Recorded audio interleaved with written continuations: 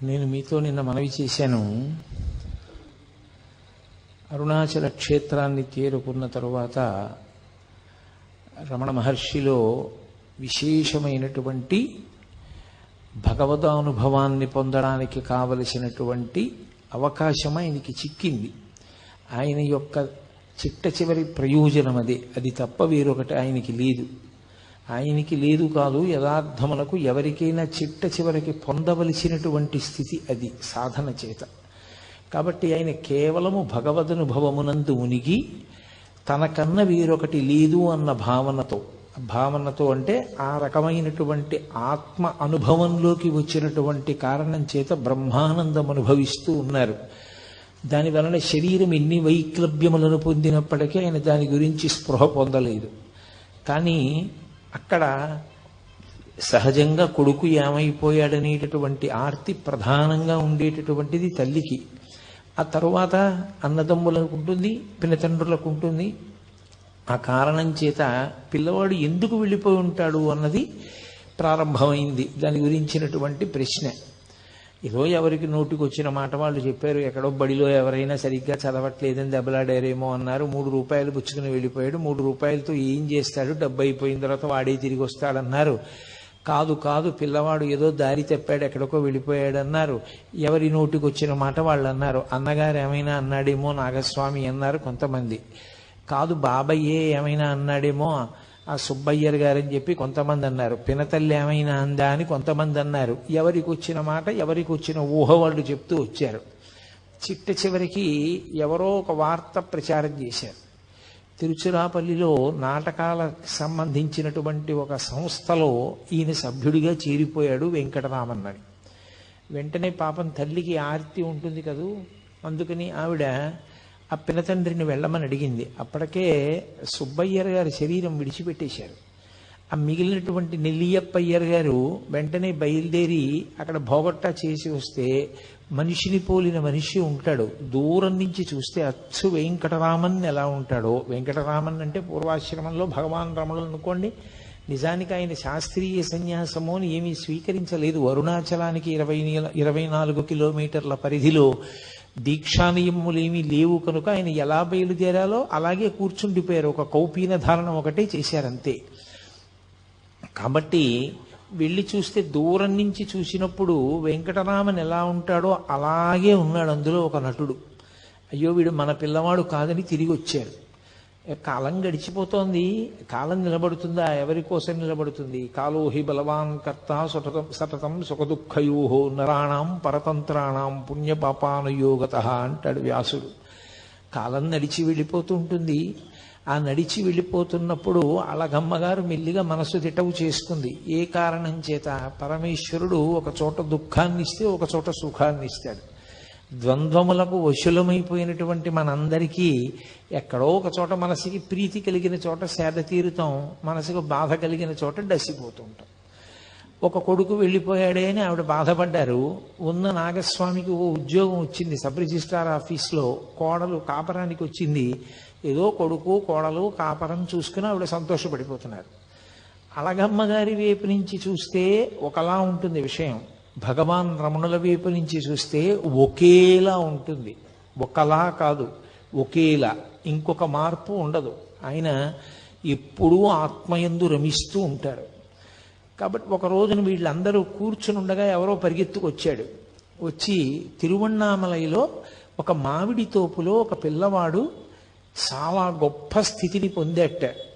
అతను ఇప్పుడు విశేష ప్రచారాన్ని పొందాడు. ఆత్మానుభవమునందు మునిగి ఉన్నట్ట. మీరెవరు అని అడిగితే నోట మాట లేకుండా కాగితం మీద వ్రాసేట తిరుచులి వెంకటరామన్ అని. కాబట్టి మన పిల్లవాడే, మనం వెళ్ళి చూస్తే బాగుంటుంది అన్నారు. ముందు అందరికన్నా ఆర్తి ఎవరికి? అలగమ్మ గారికే. అందుకని వెళ్ళమని తొందర చేసింది ఆవిడ నాగస్వామిని. ఆయన అన్నాడు, అమ్మ నాకు సెలవు లేదు, కొత్త ఉద్యోగం కదా, వెడతాను తీరుబడి మీద అంటే ఆవిడ ఊరుకుంటుందా? ఆవిడ ఆర్తి ఆవిడిది. పాపం మరిది నెల్లియప్ప అయ్యర్ బయలుదేరాడు. ఆయనతో పాటుగా నారాయణ స్వామి అయ్యరని వేరొక ఆయన కూడా బయలుదేరారు. ఇద్దరు తిన్నగా మామిడి తోపు దగ్గరికి వెళ్ళారు తిరువణ్ణామలై దగ్గరలో. తీరా అక్కడికి వెళ్ళిన తర్వాత ఆ బాలస్వామి చేసుకునేటటువంటి సాధనకి, ఆ ఆనందానికి అందరూ వెళ్ళి చూస్తుంటే అడ్డొస్తున్నారని లోపలికి ఎవ్వరిని పంపించడం మానేసి అక్కడ ఒక ఆయన అడ్డంగా ఉండడం మొదలుపెట్టాడు. ఆయన పేరు కూడా వెంకటరామనాయనార్. వెంకటరామన్ ఈయన పేరైతే అడ్డుపడినటువంటి వ్యక్తి వెంకటరామనాయనార్. ఆయన ఎవరిని వెళ్ళనిచ్చేవాడు కాదు. వీళ్ళు మొరపెట్టుకున్నారు, అయ్యో మేము వాళ్ళ కుటుంబ సభ్యులం, ఒక్కసారి చూస్తామని. నేను పంపను, ఆయన ఏకాంతానికి భంగం కలుగుతోందన్నాడు. ఆఖరికి పోనీ కాగితం చూపించండి, రమ్మంటే వస్తామని ఆ నెల్లియప్ప అయ్యర్ ఆ మానామధురై అనేటటువంటి ఊరు పేరు పైన ఉన్నటువంటి ఓ కాగితం తీసుకుని మానామధురై ప్లీడర్ నెల్లియప్ప అయ్యర్ అని ఆ సబ్ రిజిస్ట్రార్ ఆఫీస్లో పనిచేస్తున్నటువంటి ఒక ఉద్యోగి నాగస్వామి మిమ్మల్ని చూడ వచ్చారు అని పంపించారు. అవి చూసి గుర్తుపట్టారు భగవాన్. ఓ, వచ్చినటువంటి వాళ్ళు మా అన్నయ్య మా పినతండ్రి వచ్చారని లోపలికి రమ్మనమని సంజ్ఞ చేశారు. ఆయన ఏం మాట్లాడేవారు కాదు, ఒక సంజ్ఞ చేశారు. ఎందుకు అలా మాట్లాడకుండా ఉండడం అంటే, నిజానికి యథార్థ స్థితి అంటుండేవారు మహర్షి తరచుగా. యథార్థ స్థితిలో ఆనందమునకంతటికీ కారణము మౌనమే. అసలు ఎక్కడ మౌనం ఉంటుందో అక్కడే ఆత్మ యొక్క అనుభవం ఉంటుంది. వాక్కు ప్రారంభమైంది అంటే గుర్తు ఏమిటి? ఏదో ఆలోచన కదిలింది అని గుర్తు. ఆలోచన కదిలితే వాక్కు వస్తుంది. వాక్కు వచ్చింది అంటే తను మౌనం విడిచిపెట్టి కదిలిపోయాడు. తన వాక్కు వల్ల మిగిలిన వాళ్ళు కూడా కదులుతారు. అందుకే ఆయన ఎప్పుడూ మౌనంలోనే ఉండేవారు, మాట్లాడేవారు కాదు. అందుకే ఆయనకి మౌనస్వామి అని ఒక పేరు ఉండేది. ఆయన ఒక కాగితం మీద ఆ వచ్చినటువంటి ఉత్తరాన్ని చూసి, సరే ప్రవేశపెట్టండి అని సంజ్ఞ చేశారు. లోపలికి వచ్చి చాలా తేరిపారి చూస్తే తప్ప గుర్తుపట్టలేకపోయారు. ఎప్పుడు స్నానం చేసిన శరీరం, ఒళ్ళంతా బూది కప్పేసింది, పెద్ద పెద్ద గోళ్ళు, జటలు కట్టేసినటువంటి జుత్తు, ఒక్క కౌపీనం. ఆ కౌపీనం కూడా ఆయనకి చాలా కాలం లేదు. ఒక ఆవిడ అన్నం పెట్టేది, ఆవిడ వేడుకుంది, బాగుండదు కదా, సమాజం ఒకటి ఉంది కదా, మీ మటుకు మీకు దేహభ్రాంతి లేదు, కానీ చూసే వాళ్ళకి దేహభ్రాంతి ఉంది, అందుకని మా కోసం కనీసం ఓ గోచి పెట్టుకోండి అని అడిగింది. అందుకని ఆయన ఒక గోచి పెట్టుకునేవారు అంతే, ఇంకేమీ ఉండేది కాదు శరీరం మీద. విశ్వనాథ సత్యనారాయణ గారు ఆశ్చర్యపోయారు కూడా ఆయన గురించి రాస్తూ, ఎవరైనా చెవులకి బట్ట చుట్టుకుంటే చలి తగ్గుతుంది, కంఠానికి బట్ట చుట్టుకుంటే భగవాన్ రమణలకు చలి ఎలా తగ్గింది అని రాశారు ఆయన. ఆయన ఎక్కువ కంఠానికి గుడ్డ కట్టుకునేవారు, చెవులకు కట్టుకునేవారు కాదు. కాబట్టి వీళ్ళు ఆయన్ని తేరిపారి చూసి గుర్తుపట్టారు. కానీ ఆ రోజుల్లో అనుబంధాల వరకు మాట్లాడినప్పుడు మాత్రం నిజంగా కొన్ని విషయాలు శ్లాఘించవలసినవి ఉంటాయి. సూర్యుడి ముందు దివిటి అని అనుకోండి, ఆత్మానుభవంలో ఉండేటటువంటి రమణులకు ఇంక రెండవ వస్తువు అన్నది లేదు, దేని మీద మమకారం లేదు, ఆత్మయందే ఆయన రమిస్తూ ఉండేవారు. కానీ ఒక పినతండ్రికి అంత ప్రేమ ఉండడం గొప్ప విషయం. పాపం నెల్లియప్పయ్యరు శత విధాల వేడుకున్నాడు 3 రోజులుండి. పోనీ నువ్వు ధ్యానం చేసుకుంటానంటే, నువ్వు మాట్లాడనంటే నిన్ను గృహస్థాశ్రమ స్వీకారం చెయ్యమని మేము అడగం. మా ఊళ్ళోనే ఒక సిద్ధుని సమాధి ఉంది, ఆ సమాధి దగ్గర నీకు ఒక పందిరి కట్టిస్తాను, అందులో కూర్చో, అందులో చేసుకో, ఇంటి నుంచి భోజనం పంపిస్తాం. కానీ కళ్ళ ముందు పిల్లవాడిలా ఎక్కడో ఇలా మట్టి కొట్టుకుపోయి ఉంటే మాకు చాలా బాధగా ఉంది, నువ్వు వచ్చేయవలసింది అని 3 రోజుల పాటు అన్న, తమ్ముడు, అన్నగారు, పినతండ్రి గారు కలిసి విపరీతంగా ఏడుస్తూ ప్రాధేయపడ్డారు. అన్నీ వినేవారు. నిర్లిప్తుడు. ఆయన ఏ విధమైనటువంటి కదలిక ఉండేది కాదు, ముఖంలో కనీసం చిన్న మార్పు కూడా ఉండేది కాదు. అది కారణం ఏమిటి అంటే, ఇంకా ఆ మనసుకి సంగములు లేవు. వీడు మావాడు, వీడు పైవాడు, అసలు ఆ అనుబంధములు లేవు. ఆయనకున్న అనుబంధం అంతా ఒక్కటే, పరమేశ్వరుడు ఆత్మ. ఆ ఆత్మయే ఈశ్వరుడు, దాని యందు రమిస్తూ ఉండేవారు. అంత పూర్ణ వైరాగ్యము జ్ఞానము పక్క పక్కనే ప్రవహిస్తాయి. అది నోటి మాటలతో చెప్పినంత తేలిక విషయం కాదు, అది అనుభవించిన వాడికి, అంత వేదాంత స్థాయిని పొందినటువంటి మహాపురుషులకొక్కరికే అర్థమవుతుంది. రామకృష్ణ పరమహంస చెప్తుండేవారు, ఒక ఆయనకి ఒక్కడే కొడుకు, హఠాత్తుగా కొడుకు చచ్చిపోయాడు. చచ్చిపోతే తల్లి ఏడుస్తోంది. ఈయన వేదాంతి, ఈయన ఏమి ఏడవట్లేదు. ఆవిడ వచ్చి కొడుకు చచ్చిపోయాడని ఏడవట్లేదు, నీ కంట ఒక్క నీటి చుక్క రాదేమయ్యా, నువ్వు ఏడవమే అంది. ఆయన అన్నాడు, నిన్న రాత్రి కలలో నేను మహారాజుని, నాకు 11 మంది సమర్థులైన కుమారులు. నేను తెల్లవారి నిద్ర లేచేసరికి వాళ్ళు లేరు. స్వప్నంలో నిన్న రాత్రి రాజునయ్యాను, 11 మంది కొడుకులున్నారు, తెల్లవారు లేచేటప్పటికి వాళ్ళు లేరు. వాళ్ళ కోసం ఏడవనా? తెల్లవారిన తర్వాత ఉన్న ఒక్క కొడుకు చచ్చిపోయాడని వీడి కోసం ఏడవనా? ఎవరి కోసం ఏడవను, అందుకని ఏడవడం మానేశానన్నాడు. అంటే ఆయనకి జీవితం స్వప్నతుల్యం. ఆయన అలా పట్టించుకునేవాడు కాదు. ఏ అనుబంధమా అనుబంధం అంతే. వాటితో సంగం ఉన్నవాడు కాదు. అది నోటితో చెప్పినంత తేలిక కాదు ఆ స్థాయి ఏర్పడడం. అందుకని ఆయన యందు ఏ విధమైనటువంటి మార్పు కలగలేదు. వాళ్ళతో వచ్చినటువంటి నారాయణ స్వామి అయ్యర్ అనే వ్యక్తికి చాలా కోపం వచ్చింది. ఇంత బతిమాలుతున్నా ఈ పిల్లాడు రానంటున్నాడు, ఏమిట్రా అంత బతిమాలుతాడు, అంత చిక్కిపోయి ఉన్నాడు, వీడు మన ఏం చేస్తాడు, ముగ్గురం కలిసి సాయం పట్టి కట్టి పట్టుకుపోదాం రండని వెళ్ళి మీద పడి పట్టుకోపోయాడు. 4 అడుగులు వేసి ఆయన్ని దగ్గరికి వెళ్ళి పట్టుకుందాం అనుకునేసరికి ఒళ్ళంతా అగ్నిహోత్రం పెట్టినట్టు మంటలు వచ్చేసాయి.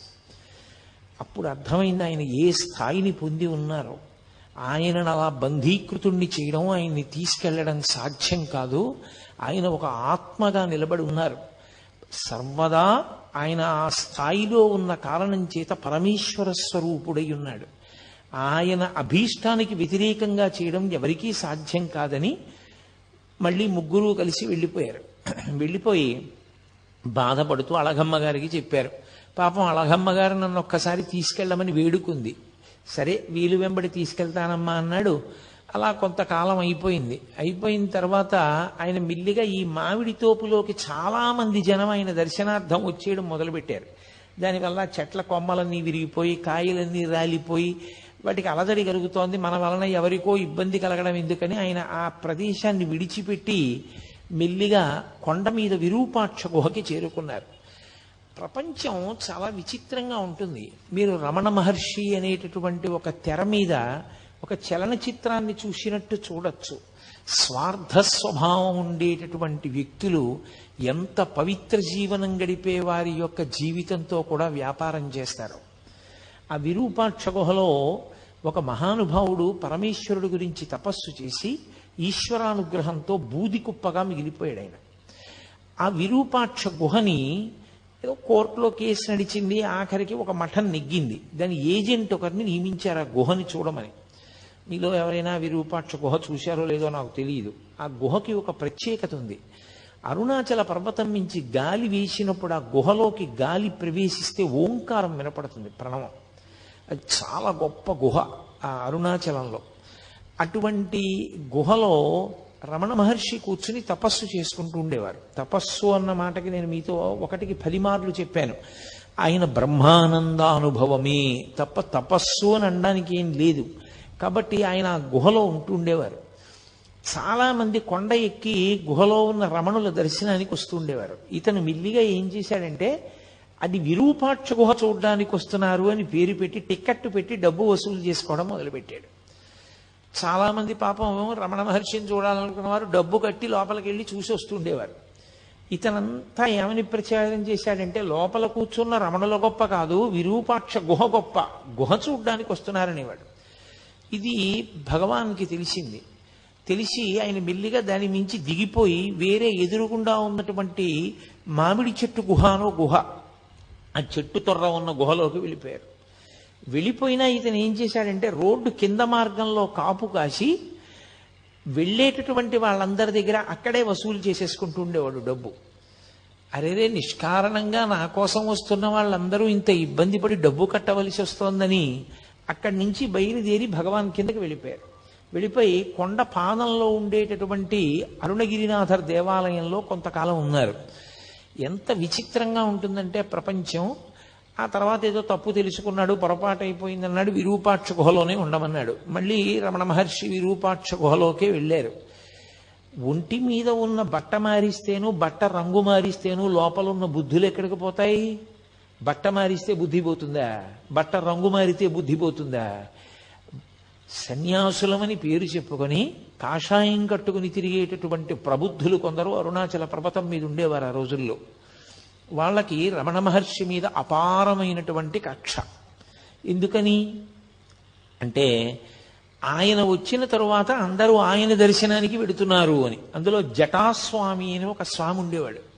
ఆయన ఎవరైనా అరుణాచల పర్వతంలో ఏదైనా గుహలో ప్రవేశించి తపస్సు చేద్దామంటే ఆయన పైనుంచి ఎవరికీ కనపడకుండా రాళ్లు దొల్లిస్తుండేవాడు పెద్ద పెద్దవి. అది చూసి బాబోయ్ ఇక్కడ కొండలో భూకంపాలు వస్తాయిలా ఉంది, ఇలా శిలలు దొల్లుతాయిలా ఉంది, ఎక్కడో మనం చూసుకోకపోతే వచ్చి నెత్తి మీద పడుతుందని కొండ దిగి వెళ్ళిపోయేవారు. ఎవరు కొండ మీద ఉండేవారు కాదు, ఆయన ఒక్కడే ఉండేవాడు. ఆయన ఒక సన్యాసి, ఆయన పేరు జటాస్వామి. ఎందుకు ఆయనకి ఆ పని అంటే దానికి అర్థం లేదు. అదొక స్వార్థం. అరుణాచల పర్వతం మీద తాను తప్ప ఎవరూ ఉండకూడదు.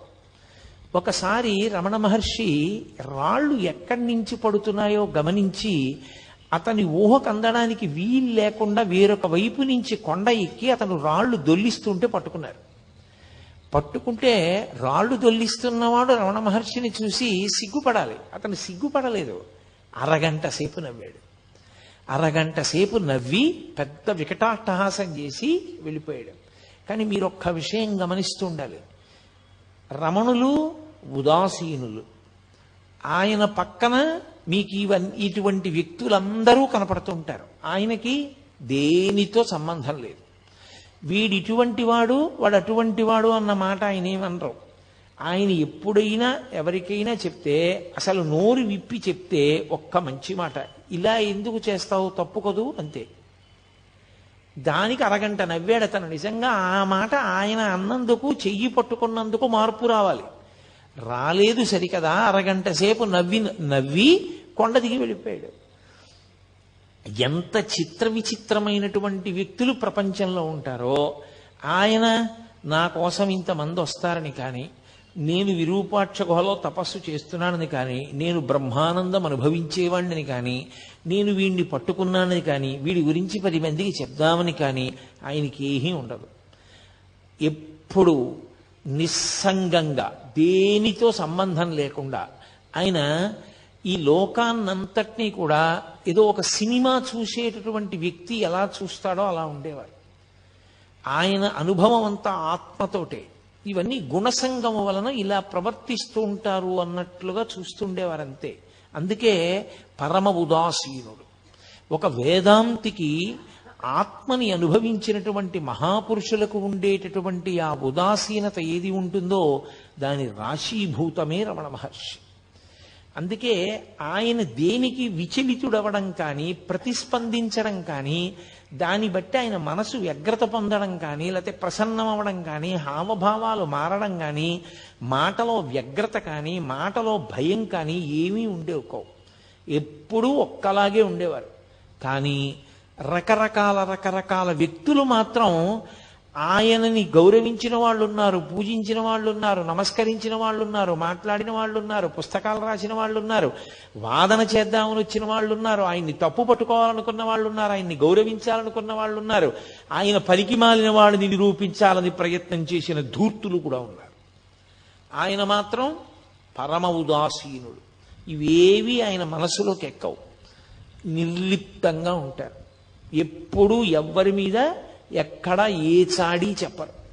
చిత్రం ఏమిటంటే అంతటి మహానుభావుడు ఆ గుహలో కూర్చుని ఉండగా బాలానంద స్వామి అని ఒక ఆయన బయలుదేరాడు అరుణాచల పర్వతం మీద. ఆయన కొండ ఎక్కి వచ్చే వాళ్ళందరితో మాట చెప్తుండేవాడు. ఆయనకి ఆ విరూపాక్ష గుహలో ఉన్న ఆయనకి నేనే ఉపదేశం చేశాను, నేనే శక్తినిచ్చి ఆ స్థాయికి తీసుకొచ్చాను, నా శిష్యుడే అంటుండేవారు. ఆయన ఎలాగో మాట్లాడరుగా. అందరూ తీసుకొచ్చి అక్కడ పలహారాలు పెడితే ఆయన్ని తినమని రమణుల్ని ఇతను తీసుకొచ్చి ఏదో కొంచెం పలహారం అక్కడ పెట్టి, నాన్న చాలా అలిసిపోయావు, కొంచెం తిను, ఇలా అయితే సాధన ఎలా నడుస్తుంది, తినాలి అంటుండేవాడు. అందరూ వెళ్ళిపోయిన తర్వాత వీలైతే ఇవన్నీ మూట కట్టేసుకుని, నీ సొమ్ము ఏం పోయింది, నువ్వు ఎలాగో మాట్లాడవు కదా, నీకు గురువునని చెప్పుకుంటున్నాను, నాకు తోచింది సంపాదించుకుంటున్నాను, నువ్వు అలా కూర్చో, మాట్లాడకు, ఏమీ అనద్దు. ఆయన మీ గురువా అన్నా మాట్లాడద్దు, నువ్వు ఆయన శిష్యుడువా అన్నా మాట్లాడద్దు, అలా ఉంటుండు, నేను డబ్బు సంపాదించుకుంటాను అని. అతను ఎవరు? ఎందుకు అతనికి డబ్బు సంపాదన? లోకంలో ఎంత చిత్ర విచిత్రమైనటువంటి మనస్తత్వాలు ఉన్న వాళ్ళందరూ ఆ కొండ మీదకి చేరారో చూడండి. వీళ్ళందరూ అన్నీ విడిచిపెట్టిన వాళ్ళలా కనపడ్డవాళ్లే. కానీ అసలు నిజంగా అన్నీ విడిచిపెట్టినటువంటి నిస్సంగి, అన్నీ విడిచిపెట్టిన వారు, మనసులో దేనితో సంగము లేనివారు, నువ్వు ఇలా ఎందుకు ప్రవర్తిస్తావు అని తన దగ్గరికి వచ్చిన వాళ్ళతో, ఈయన నాకు గురువు కాడు, ఈయన అలా మాట్లాడుతున్నాడు తప్పు, అన్నీ ఉత్తిది అని చెప్పడం కానీ ఏమీ లేదు. పోనీ ఆయన చెప్పినప్పుడు ముఖంలో మార్పు ఉండదు. ఆయన వచ్చి అలా నటిస్తున్నప్పుడు అలా చూస్తూ ఉంటారంతే, ఏమీ మార్పు ఉండదు. అది ఎలా ఉంటుందంటే అది ఒక రకమైనటువంటి మనోభావన, అదొక గుణసంగం చేత ఏర్పడిన స్థితి. ఆయన మనం సినిమా చూసినట్టు చూస్తారు. అంటే మీకు ఇది అలా ఎలా ఉంటుందంటే అని అనుమానం రావచ్చు. నేను ఒకే ఒక్క ఉదాహరణ చెప్పగలనంతే. మనం సినిమాకి వెళ్ళాం అనుకోండి, 50 రూపాయలు పెట్టి టికెట్ కొనుక్కుని, మన కళ్ళెదురుగుండానే కథానాయకుడిని ప్రతినాయకుడు వచ్చి కత్తి పెట్టి పొడిచేస్తాడు గుండెల్లో. ఓహో నెత్తురు ధార కింద కారిపోతూ ఉంటుంది, కింద పడి తన్నుకుంటూ ఉంటాడు. వచ్చిన వాళ్ళందరూ కర్రలతో కొట్టేసి ఆయన స్పృహ తప్పి పడిపోయి దెబ్బలు తగిలి నెత్తురు ఓడిపోతుంటే వాళ్ళు వెళ్ళిపోతారు. ఆయన చచ్చిపోయినట్టే పడుంటాడు. గుండెలు నలిపేసినట్టు ఉంటుంది. ఎంత బాధగా ఉంటుందో ఏమిటో, అంత క్రూరంగా అలా కొట్టేశారు, అలా పొడి చేశారు కత్తులతో అని. అంత కత్తులతో పొడి చేసి, అంత కర్రలతో కొట్టేసి మన ఎదురుగుండానే అంత అన్యాయం జరుగుతుంటే, సినిమా హాలు మొత్తం మీద ఏ ఒక్కడైనా లేచి వెళ్ళి పోలీస్ స్టేషన్లో కంప్లైంట్ ఇస్తాడా? అయ్యా అంత అన్యాయంగా పొడి చేశారండి, నేనే సాక్ష్యం చూశాను కళ్ళతో, నేను గుర్తుపట్టగలను వాళ్ళు ఎవరో, పొడి చేశారు వాళ్ళు అని చెప్తాడా? చెప్పడు. ఎందుకు చెప్పడు? అదంతా నటనరా, అది సత్యం కాదు, వాళ్ళందరూ స్నేహితులే, అది నటన. అంత బాగా వాళ్ళు నటించారని మనకి తెలుసు కాబట్టి భావోద్రేకానికి లోనైనా, మనం దాని వలన భయాన్ని పొందినా మనం పోలీస్ స్టేషన్లో ఏం వెళ్ళి కంప్లైంట్ చెయ్యం. రమణులు ఒక జ్ఞానిగా అయిన స్థితి అలాగే ఉంటుంది. ఇదంతా గుణసంగము వలన ఇలా ప్రవర్తిస్తూ ఉంటారు. గుణాతీతుడైన వాడికి గుణముల చేత సంగమును పొంది అజ్ఞానమునందు కొట్టిమిట్టాడుతున్న వాళ్ళ యొక్క స్థితిని చూసి జాలిపడమే తప్ప, ఆయన వాళ్లతో పాటు ఆయన కూడా సంగము చెంది దానికి ప్రతిస్పందించడం ఉండదు. ఆయన తన స్థాయిలో తాను అలా గమనిస్తూ ఉంటారంతే. అందుకని నిశ్శబ్దంగా చూస్తూ ఉండేవారు. అది ఒక జ్ఞానికి ఉండవలసినటువంటి లక్షణం. అంతటి ఉదాసీనత ఏర్పడాలి. అదే అంటాడు భగవద్గీతలో, గీతాచార్యుడు అంటాడు, నాకు అంత ప్రియమైన వాడెవరో తెలుసా? తుల్య నిందా స్తుతిర్మౌని సంతుష్టో ఎనకేనచిత్ అనికేత స్థిరమతి భక్తిమాన్ మే ప్రియో నరః అంటాడు. భక్తి అంటే ఇన్ని తులసి దళాలు, ఇన్ని మారేడు దళాలు తెట్టి పూజ చేసిన వాడు అని చెప్పలేదు గీతాచార్యుడు. తుల్య నిందా స్తుతిర్మౌని, మౌనముగా ఉండి లోపల ఏ వికారము లేకుండా పొగిడినప్పుడు తెగిడినప్పుడు ఒక్కలా ఉండగలిగిన వాడు.